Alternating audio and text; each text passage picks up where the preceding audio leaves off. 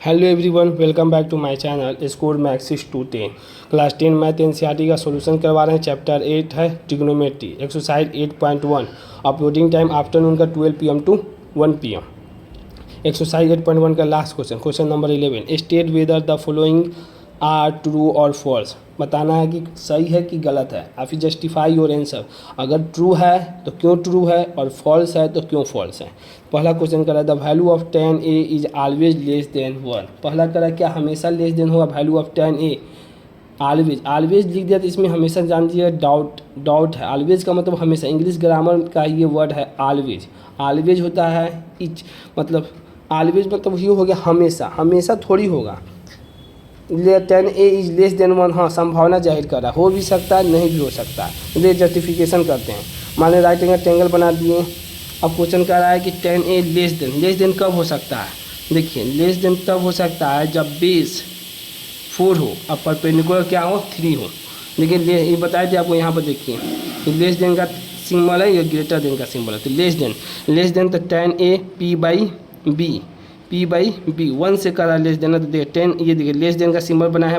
Case 1 लिए हैं, हमेशा ध्यान केस 1 पहले देख रहे हैं कि बेस क्या है, बड़ा है किससे, परपेंडिकुलर से, तभी लेस देन आएगा। ये 10 प्रूफ जस्टिफाई भी कर रहे हैं। देखिए 10A/P/B तो P कितना है 3/4। अब देखिए डिवाइड कर दिए तो कितना 0 पॉइंट और समथिंग आएगा। तो 1 से तो छोटा हो गया ये, ठीक। पहला केस तो मैंने फुलफिल कर लिया ये। अब दूसरा केस भी तो बनेगा। मान लीजिए 10A बराबर भी हो सकता है। कैसे बराबर होगा, 90 डिग्री रखेंगे तो। अब देखिए P/B आ गया। P=B कर दिए, माने बराबर आने के लिए 10 जितना वैल्यू इसका उतना वैल्यू जितना 1/1 कर दिया तो 10 का वैल्यू कितना आएगा 1 आ गया। ये भी 1 आ गया, ये भी 1 आ गया। इसका मतलब ये आइसोसेलेस राइट एंगल ट्रायंगल हो जाएगा। मतलब ये साइड बराबर राइट एंगल बनेगा, मतलब आइसोसेलेस ट्रायंगल हो गया, ठीक। तो ये भी तो केस बन रहा है। दूसरा केस भी तो बन रहा है। पहला केस तो फुलफिल, ऑलवेज जो लिख दिया वही डाउट क्रिएट कर दिया। ऑलवेज अगर नहीं लिखता तो कंडीशन उसके बाद दिया, हाँ ये वाला कंडीशन फुलफिल कर रहा है। तीसरा केस भी बन सकता है 10, देखिए पहला तो लेस देन इक्वल टू और ग्रेटर देन तब जब परपेंडिकुलर क्या होगा, बड़ा हो किससे, बेस से। तो P बड़ा होता है 10A बराबर P/B होता है तो 5 कितना 4। तो 10 का वैल्यू 10A का वैल्यू 1.2। तो 10A गेट 1.2 क्या है, बड़ा है तो बड़ा बता दें, ग्रेटर देन का साइन तो बड़ा का साइन हो गया। तो सो 10A less than is always, so 10A less than 1 is not always. देखिए लिखे ना ऑलवेज, नॉट ट्रू। ऑलवेज हमेशा ट्रू नहीं हो सकता है। ये आपका पहला फुलफिल कर दिए। 10 का फॉर्मूला देखिए यहाँ पर हम बोले टी रेशियो जरूर लिखेंगे। टी रेशियो आपको जब तक याद ना हो जाए, देखिए पूरे क्वेश्चन में लिख दिए। 1 से लेके 11 तक क्वेश्चन बनाए, पूरा लिख दिए। आपको तो अब तो याद हो गया होगा, उम्मीद कर सकते हैं। नहीं भी याद होगा फिर आगे भी प्रैक्टिस करवाएंगे, उसमें भी याद हो जाएगा। खाली आप वीडियो देखते रहिए कंटिन्यू से। दूसरा क्वेश्चन देखिए सेक A बराबर करा 12/5 for the some value of A।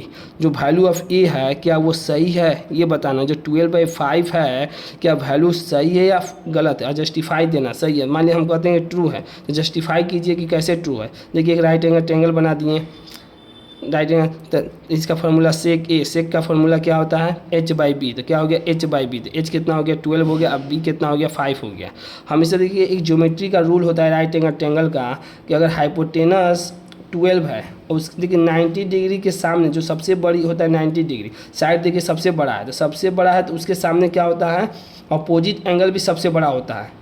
तो हाइपोटेनस देखिए सबसे बड़ा साइड होता है। क्यों साइड सबसे, कोई पूछे कि हाइपोटेनस सबसे बड़ा साइड क्यों होता है, क्योंकि उसके सामने सबसे बड़ा एंगल होता है। इसका हमेशा ध्यान दीजिएगा। कोई पूछे राइट एंगल में सबसे बड़ा साइड हाइपोटेनस होता है। ये पहला पॉइंट क्वेश्चन बन गया। आखिर क्यों होता है, क्योंकि उसके सामने सबसे बड़ा साइड होगा। फिर तो इसको हम 45 डिग्री से माने 45 और 45 होगा तो ये तो सबसे छोटा साइड हो गया। तो इससे सामने वाला भी, ये इससे सामने वाला भी, ये तो 90 होता है इसीलिए सबसे बड़ा होता है। अब देखिए जब कह रहा है क्वेश्चन कि हाइपोटेनस हम 12 दे दिया, बेस 5 दे दिए हैं, तो देखिए हाइपोटेनस किससे भी बड़ा है, बेस से भी बड़ा है, क्योंकि H बड़ा हो गया किससे 5 से भी। अप्रॉक्स हम इसका वैल्यू निकालें, P का वैल्यू निकालें। H² - P² अंडर रूट बताया दे पाइथागोरस थ्योरम का फॉर्मूला क्या होता है कि H² = P² + B² होता है, ठीक। वो स्क्वायर हटाएंगे तो रूट लग जाएगा। तो 12 का स्क्वायर होगा माइनस 5 का स्क्वायर 144 - 25। अब सब्ट्रैक्ट करेंगे तो 199। अप्रॉक्स लिखें, अप्रॉक्स मान लीजिए 121 होता है तो लगभग मान लिए। तो देखिए 12 है, 11 पॉइंट कुछ समथिंग आएगा। तभी हाइपोटेनस तभी तो परपेंडिकुलर से बड़ा हो गया। इसका मतलब जो एंगल A है सेक का जो दिया हुआ वो क्या है, पॉसिबल है। अगर इससे ये छोटा हो जाता तब पॉसिबल नहीं होता। जब ये इससे हाइपोटेनस, जब हाइपोटेनस से बड़ा तो कोई हो ही नहीं सकता है। और परपेंडिकुलर मान लो 13 आ जाता था, फिर ये पॉसिबल नहीं हो पाता। या बेस बड़ा आ जाता, ये पॉसिबल नहीं हो पाता। और हाइपोटेनस से कोई भी दोनों एंगल बड़ा नहीं हो, ये प्रॉपर्टी आपको ध्यान रखना। आप बता दिए क्योंकि वो सबसे बड़ा एंगल होता है, यही इसका सबसे अच्छा रीज़न है।